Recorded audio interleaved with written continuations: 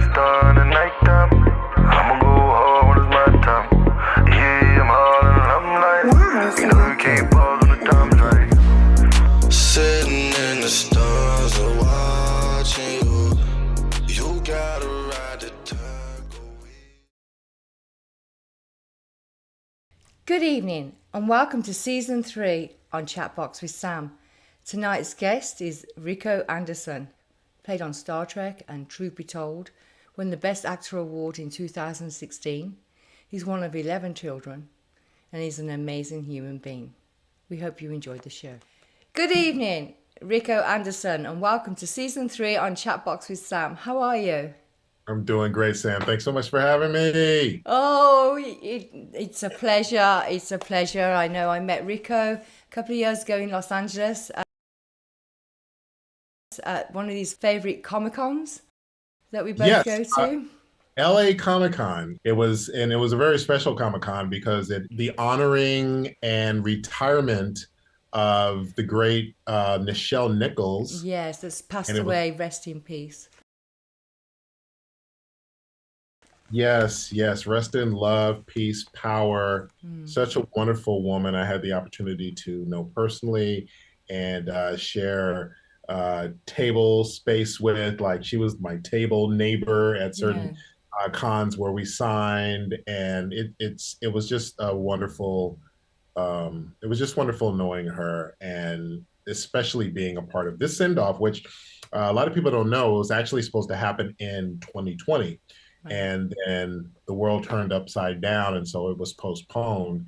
And it was actually a better situation at LA Comic-Con because we had like that whole back end of the LA Convention Center just for her, and deservingly so.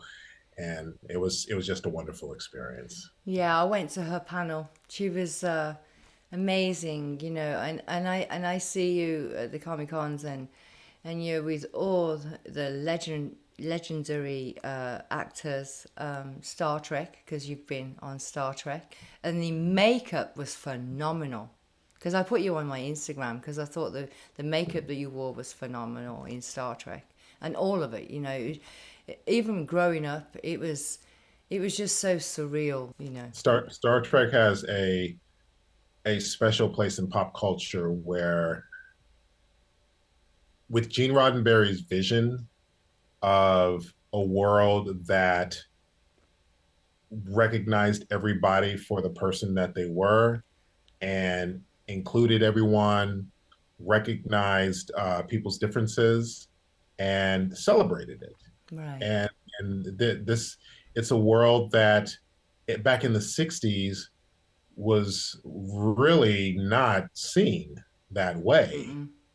And what was beautiful about it was, you know, you had just on the bridge crew, you had an African American woman, right, an Asian man, but also, you know, you had a Russian on the bridge, you know, because of the Cold War back then. That was a direct statement saying, hey, back in the 60s, we had this thing, but now we are past that, and we have a representation of what we're fighting or currently at odds with, you know, at the time. So very innovative. And even with the guest stars, you had so many different people in terms of race, gender, the stories that really touched on human experiences and things like that. Very innovative. And it, even with today and our society today and all the crazy wackadoodle things that are going on today, Star Trek still holds a place in holding a mirror to society and what society is all about, good and bad. And, you know, like Michael Jackson says, man in the mirror, you know, take a look at yourself first and make that change and be the change that you want to see in the world as well. Michael Jackson didn't say that part, but well, I can't quote him on it because he's never going to come on my show. Well, yeah. Unfortunately, he won't be able to, unless we hold a séance, but that we can't do that. Boy, that would be a hell of a show, wouldn't it? But no one would believe. Michael Jackson, rest in peace. So, do you know, I found the beauty in it is the diversity of Star Trek, as you said. I mean, some film and some amazing filmmakers, even in the shorts that you've done, but they have a subtle way of bringing diversity and a slight political statement in such a subtle way that you wouldn't notice. It's just acceptance. People just go, oh, and it's acceptance, and you do have an Asian African American lady, and then and then the Russian, and then William Shatner. It's great diversity, and I think that's the beauty when filmmakers, directors, producers, writers bring diversity into a film. It's showing how we're all human. And it's wonderful to show that representation. Yes. To me, representation matters, and I say this all the time. I've said it in every interview I've ever done, and I stand by it 1,000,000%, because without the representation, you're not seeing the world as it truly is. And there are parts of the world that may not have a lot of Black people in it. There may be parts of the world that may not have a lot of Asians or Latinos or so, or even white people. I mean, but the representation of a world that lets a person who's watching, especially like a little child, know, Right. hey, I am you. You are seeing a representation of you right here on screen. Right. And I know growing up, that was a big deal for me.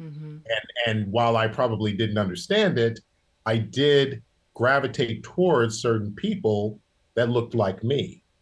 And Right. it made me inspired to want to, well, be an actor, Yeah. but also just move forward. And sometimes when you see these type of people who do represent you, be it someone Black, someone white, another female, another male, it inspires you to want to maybe do what they're doing, Right. or you want to be them when you grow up. And you Right. see something cool about them, and you're just like, oh man, um, yeah, And it's important. It's very it important. is. And just touching it, saying when you grow up, how was it growing up being the one of 11? I know your mother adopted some, 6, but how was it Yeah. growing up with 11 and she adopted? What an amazing lady. Oh, thank you. I was, well, and with that, I was an only child for 10 years. Oh, So wow. That was a shock. yeah, yeah. Like, I have fond memories of being this only child. Um, no brothers, no sisters on my mother's side. Right. So on my father's side, I'm actually the third of 4 kids. Um, but from another marriage and relationship. Um, it was wonderful. It was challenging. I mean, no large family does not, comes without its challenges. But my mom had 6 of us biologically, I believe that's the word. And It's okay. and then she adopted 5 children. Right. And I bring up the idea of the fact that my mom did adopt, because adoption is important. You have a lot of children who need that love, want that love, don't come from the best backgrounds, come from very underprivileged situations, either here in America or other countries. And children just want love. They don't understand politics. They don't understand No. adult stuff. They And just they're want to children. live and be loved and eat candy and watch Doc McStuffins and just live their lives, and without drama, without the things that we as adults Right. can't seem to get right in a lot of cases. Um, so to be an older brother like that, I was already an older brother, but now to be an older brother in the situation that was in the case of my adopted siblings, it it was a beautiful, unexpected experience, Yeah. and I'm glad to have been a part of it growing up. And there is no joy in the world that can top children who have come from horrible situations to being adopted into a loving family and having their first Christmas be Oh. this. love fest of all the representations of things that we know of Christmas, the toys, the happiness, The the food, love. the love, all the things. Mm, Whether you celebrate Christmas or not, just right. what the holidays represent, what Mm-hmm. the the winter season represents. To see the looks on their faces when they walk down those stairs that morning, Oh, it's forever etched in my skull, and I remember it like it was literally yesterday, and it's a beautiful thing. So oh, that is, and you, that's amazing because yeah, yeah. without that, if they were, they'd have turned out completely different personalities to who they are today. And it could have been bad, maybe Mm. it could have been good too, but uh, love is always going to overpower Beats all. anything negative, and um, they got it. So Choose love, as mhm. Martin Luther King says. Choose love over Yeah, hate. hate Yeah. is too powerful a Full. burden to bear. It is. There's a little Absolutely. paraphrasing there, but I think that was That was it. pretty close. Yeah. You were pretty close. Very close.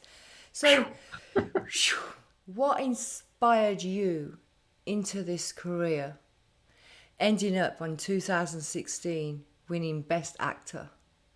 And Hey, how did that make you feel? hey, Yay! hey. Rico! Wait a minute. Wait a minute. Wait. No, no. Actually, this is not it. This is another This is another award. one. You've won quite a few, yes. Right, And right. Wait.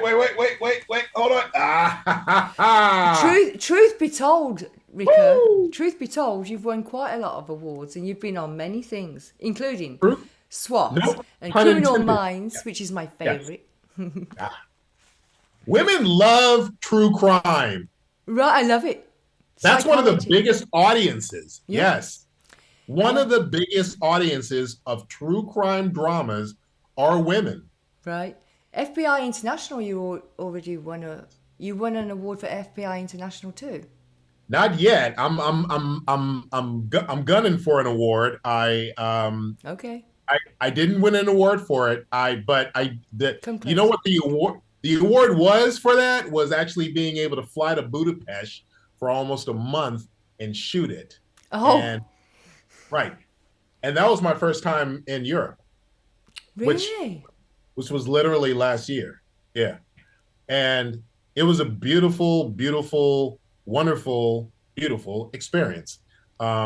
Booking this amazing role, first of all, as an actor, is what we work hard towards. Getting that big main role, and such a fun time in another country. This Best Actor award for the film Dreams My Master. Mm-hmm. This is at the Pasadena International Film Festival, Yes. and it was directed and written and directed by Michael Crean. And yeah, just a little bit. Congratulations. Thank I you. think it's amazing. I really do. And you've played in so many parts. So, Glass Stars, and you've been in podcasts, theatre, film.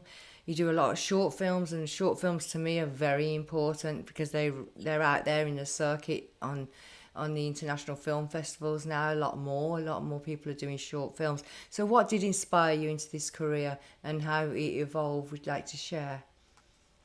I literally, and I'm not just saying this, there is no joke. I have wanted to do this ever since I was 6. Oh, I Yeah, I remember watching TV as a little boy and just being just mesmerized by seeing people who look like me on camera. But even before that, I remember seeing a touring production of The Wiz. And that was the bigger inspiration because I saw these actors on stage, not too far from me. It was a school trip, and just them performing and just I'm just looking at these guys going, oh my gosh, and just like looking at them from the main actor to the dancers and everybody singing, it just hit me in the brain, and I was like, I like this. There's something about this that I like, not just that it's just cool, but it's something that I think I want to do this. And then I would watch a lot of TV, and Mm-hmm. that just solidified it even more. And when I had the opportunity to do a version of what I saw those years earlier, I ended up moving to California, my mom and I, up to Northern California, and I ended up doing a lot of theater and did a lot of musicals and operettas, sung opera in high Nice. school. Yeah, and from graduating high school, did theater around the Bay Area. The Bay Area is huge with theater. It's a huge theater community. It's almost like Broadway West in a lot of ways. Yeah. Not as big in the case of like massive professional Broadway productions, but we had our fair share Yeah. of humongous productions, equity productions, union productions and non-union productions. If you were going to inspire the younger generation, what would be your main focus and why? Hmm. Go to school, take classes, respect the art, know that what you think you know about the industry, it's not that. Not everybody can be an actor. It's not as easy as it seems. And with everything that I'm saying, understand why. It's just like if you were to say, I want to be a doctor. Nobody can just grab a script and just be like, I want to act. You got to study, you have to practice, you have to take tests. And, in the industry as an actor, your tests are, well, sometimes they're actual written tests, but it's also, do you know what blocking is? Do you know how to walk around a theater on stage? When you're on set, do you know what you're doing? Do you know why we're shooting the scene 15 times? Do you know why we're shooting different angles and things like that? Study, know your craft, respect the craft, have fun. Is there a question that you would like to have been asked and wasn't? Hmm. Well, that is a great question. Um, I don't get enough questions of how is it wearing that prosthetics?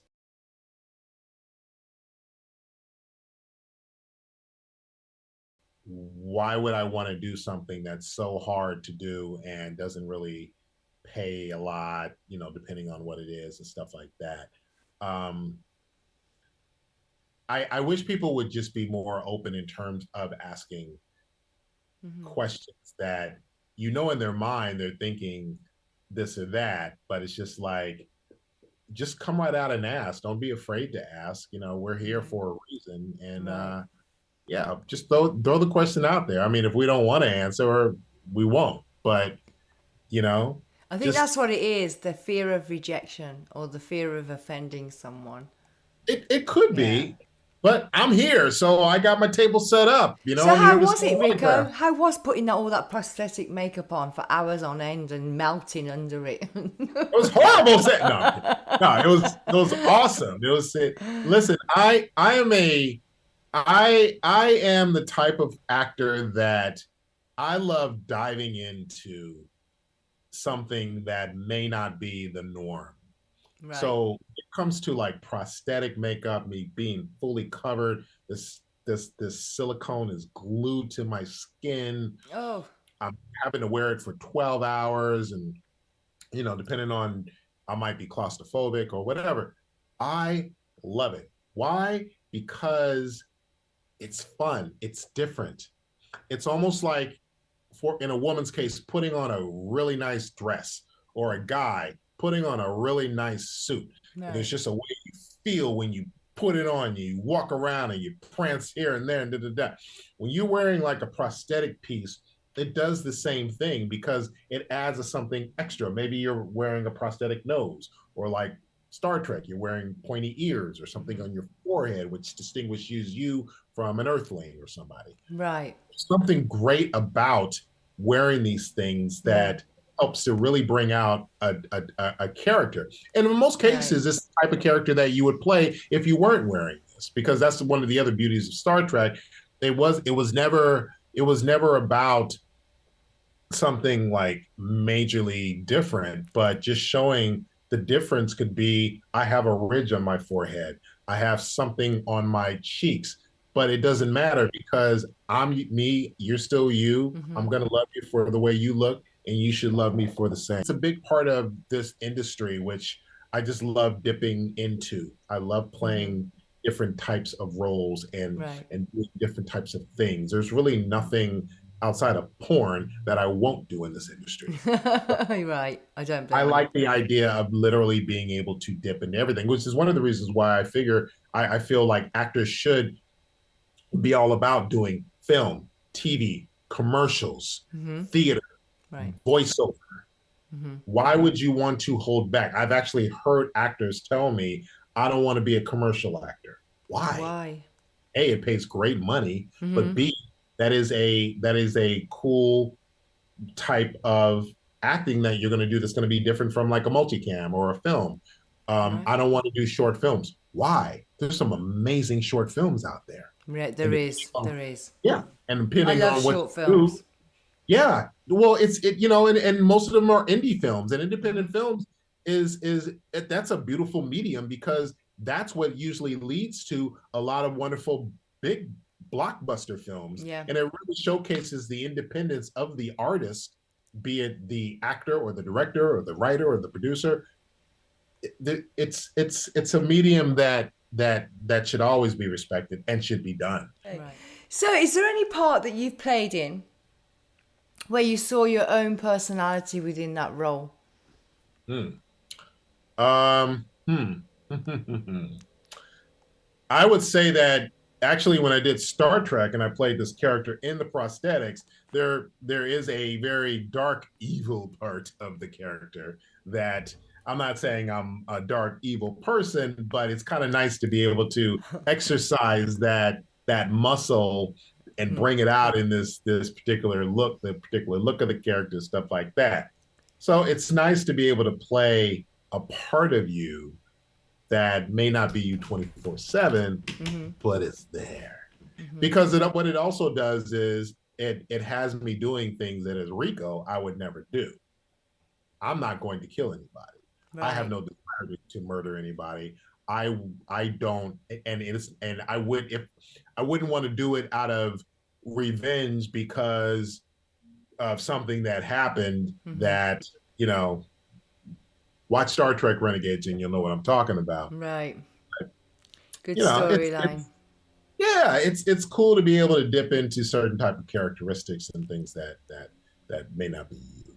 So How has music influenced your life? I love all types of music, and I grew up with a specific type of music. I was never really into rock and roll growing up as a kid. I remember listening to a lot of my mom's albums, a lot of soul, R&B music, things like that. Marvin Gaye, Barry Love White. Marvin Gaye. Oh yeah, Gladys Knight and the Pips. I The love old soul music. I love it. Oh yeah, I mean, it's timeless, classic, Right. just melodies and things like that.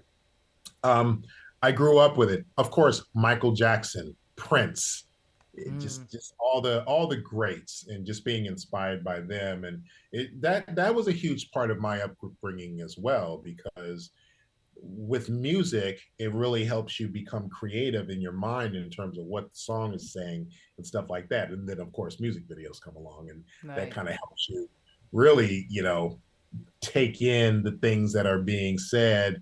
And it's just a fun part of the industry. And I'm not a musician, but No. one of the beautiful things about it is I did do musicals, and I was in a few musicals, and I did a couple of operettas, and so I Ooh. was able to dip my toe in the musical scene that way, which Yes. was awesome and a lot of fun, especially doing musicals like the Pajama Game and Three Penny Opera and things like that, and being able to dress up and just belt out the stuff. And it's fun. It's fun. I love that little acting piece there. Can you do? You know, theater is so amazing because it's real, it's raw. You mess up, you keep going. Can't do two takes. Can't stop. Got to keep it moving. So something wonderful about it. And even with music, if it's live, you got to roll with it. You do. So, There's no second take on theatre. none. But that's the beauty of it, don't you think? Yeah. It's beautiful because it's just like you just gotta improv if it goes wrong, and just carry on. Spontaneous. There's no Yeah. second take, and I love theatre. I go to the B Street Theatre here in Sacramento all the time, and I have an amazing time. It's fantastic, and I love musicals too. I did a musical when I was younger myself. Which one? Josephine is Technicolor Dreamcoat, and I met Andrew Lloyd Webber afterwards. Yeah, I was a child singing. Yeah, so Well, to do the class. many moons ago, Rico. Oh, stop it! Listen, when you do classics like that, first of all, they're timeless, and so it will forever feed your soul when it comes down to it. So Yeah, because I learned the rest of my lines when I was there in the theatre practicing, and we had a show at 6:00. They go, "Do you know all your lines?" Samantha, Sheldon, you haven't learned all your lines. I went, "I'll learn them," and I did. nice. Either that, and if I didn't know the word, I'll just go. Right. Because there's a the chorus, classic. Oh yeah. Well, no, that's the classic. The show's about to start, and then the lead actor or actress breaks their leg. Yeah. Right. Well, but they say the wrong word. Oh my God, I've done theater where you're doing the scene, you're back and forth, and then somebody says a word that's like 2 pages ahead, and you just like, yeah. And you're right. Yeah. But what about that time when you walk the dog and the dog circle back? You're trying to bring it back. And meanwhile, the person who messed up is just like, oh God, shame. But as an actor, your job is to try to get the train back on the track. Right. And you work it out, and if it's ad-libbing or if it's stewing or saying something that's going to help that actor bring it backwards and try to keep it as smooth as possible. Oh my gosh, I've been in so many situations that, again, things happen. But what an experience and what a wonderful time. Yeah. Where you could look back and you can be like, hey, we did this. Yeah. You kept it together and you helped the other person. It was teamwork, and no one knew any different. Right? No one knew any different. And even if they did, the audience appreciates the fact that you held it together. Right. You stayed the course and you made it work. You made it happen. Yeah. That's almost like the bonus scene on a DVD. Remember how you would have a DVD and then you'd be like, all right, deleted scenes, special features, bonus scene. That's like today it's the after movie credit. It's just like you just got your mind blown away for 2 hours. Credits are going, and now they just showed you a scene that's about to set up the next movie or bringing back somebody, and you're just like, oh, they got me again. So it's just like, oh my God, yes. So it's a great experience for the audience. Yeah. It's literally like you're getting what you paid for, plus a little extra something thrown in for you. Rico. Yes. If this was the last time you were ever going to speak to an audience or a crowd or just a few people, the last time you're ever going to speak, what would you say? It was the last time I was ever going to speak. Yeah. I probably want to sing. Oh. But I would sing, I don't know, but I would probably want to sing because I would want to leave the audience with a sense of euphoria, with a sense of upbeatedness, which is not a word, but here we are.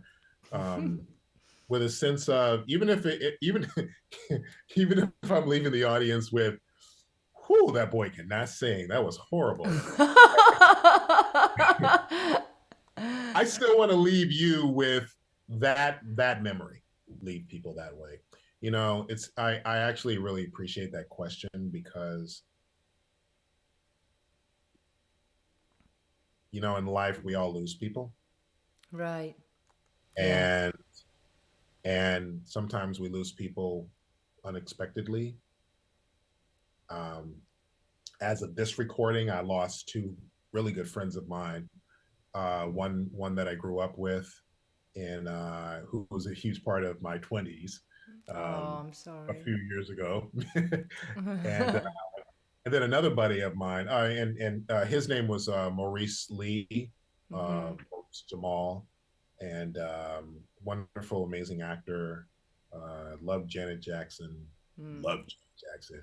Oh. But actor, director, writer, and just a wonderful person. And another buddy of mine was Darnell Davis, who was a huge Trekkie and was always at the conventions, always at the nerd meetups. Right.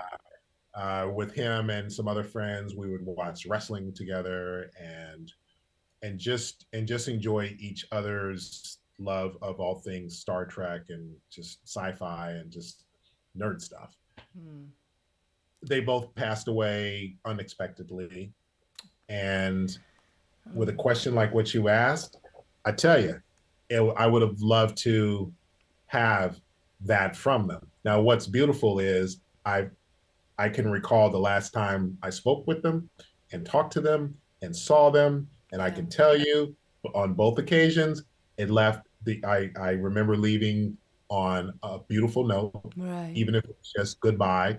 I'm always hugging. I'm a hugger. And Me too. I like hugging. I bring it in. You know what I'm saying? It's like I am Free a hugger. hugs. Yeah. Free hugs, free Free hugs, free hugs. love. Yeah. There's something about a hug. They just, it's just It helps it's the saying, endorphins. yeah, and it's saying I love you, without saying, Yes. Yes. So on both occasions that was the case. So with that question, hey, I would love to leave you singing, but if I don't, chances are I at least left you with a hug. So Oh, that's beautiful. And I'm very sorry about you, friends. I'm very sorry. thank you. Hopefully in spirit, if you believe they're still with us, but it's hard for the ones that are left behind. I'm on the TV show Truth Be Told, which is on Apple TV Plus. I play Herbie on the show. Yes. And the show just completed its third season, and that's it for the show. We had three wonderful seasons, and they decided not to move forward with a fourth season. But the show stars Octavia Spencer, Ron Cephas Jones, Mekhi Phifer, Tracy Toms, Hanifa Wood, just an amazing cast, and it was such a wonderful experience being part of it. Tammy Roman's in the Right. cast as well, and just being a part of that was an amazing experience, and I'm so honored to be included in the cast, in the storyline, and just to be a part of the history of what was one of Apple TV Plus's first shows. Awesome. And yeah, just being a part of FBI International, that amazing episode that I shot over in Budapest, Hungary, was so fun, so much fun. So that came out on January 3rd. And then I just recently shot an episode of a new comedy with John Cryer from Two and a Half Men. Mm-hmm. And it's an untitled project, but it's a project created by comedian Michael Malley. And Oh. so it's going to be with John Cryer and Donald Faison from Scrubs. Mm-hmm. And it's really funny. It has that comedy energy of like Two and a Half Men, and just that 90s 2000s type. Yeah, great stuff. Yeah, multicam, live in front of a studio audience. Awesome. And yeah, it was so much fun. I love doing multicam comedies and Right. just being a part of it. I'm also on another sketch on a sketch comedy called I Think You Should Leave with Tim Robinson. So Oh, look out wow. for that. Yeah, so that's happening. And I recur on SWAT as Mm-hmm. Shamar Moore's father in flashback scenes. There are flashback Oh, scenes that wow. involve, yeah, it involves the relationship with his father, Hmm. present day, and they dip into the past to touch on things that some of the reasons why they're having difficulties today. That's So, good. I love flashbacks like that. I think they're yeah, awesome. Yeah. oh, it's so much fun because Yes. it becomes a period piece. The next thing you know, you're back in the '90s, and you're you know you're doing that time travel stuff, and just making that happen. So it's been wonderful being a part of that show, and yeah, just constantly moving and grooving, and uh, traveling to different sci-fi cons and performing, not performing, but signing there, and just Yeah, they are hey, fun. They're very much fun. So, it's saying that, Rico is at many comicons, so you can look at the comicons because Rico has a Facebook, an IMDb. But if you want to find out his Instagram and his Facebook, so would you like to give your handles on them so people can reach out and follow you and sure. follow what you're doing next and what next con that you're going to be at, please? Okay, let's do it. Sure. So as far as where you can follow me, I'm on Instagram at I am Rico Anderson. Same thing with Twitter. Basically the same thing with Facebook. And I also have a website, ricoanderson.com. So check me out there. If you like something, comment, like it, and keep a lookout for new stuff. And I'm always constantly posting and always putting stuff up. Always trying to keep updated, people updated with what I'm doing, and what's happening, what's currently happening in my world of all things entertainment and life and liberty and the pursuit of happiness and stuff like that. And love. Have you got? Thank you, Rico Yeah. Anderson. It's been an amazing interview with you. I've had a lot of fun. There's been deep feelings, and from you regarding the tragedies and the love from your childhood, and that Christmas story was amazing. It should be a hallmark moment. So thank you very much for sharing that. So Hey, he's I might write lovely. something like that. You It's know it's what? You should. yeah. Have you got any last words for the audience? I feel like everyone should sing and leave Love. on a happy note. A happy note. Ah. Rico, thank you All so right. much, and God bless you. Thank you, Sam. I appreciate you. I'm glad we had a chance to make this happen.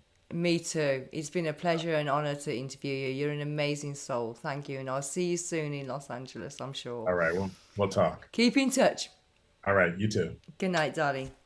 Good night. God bless.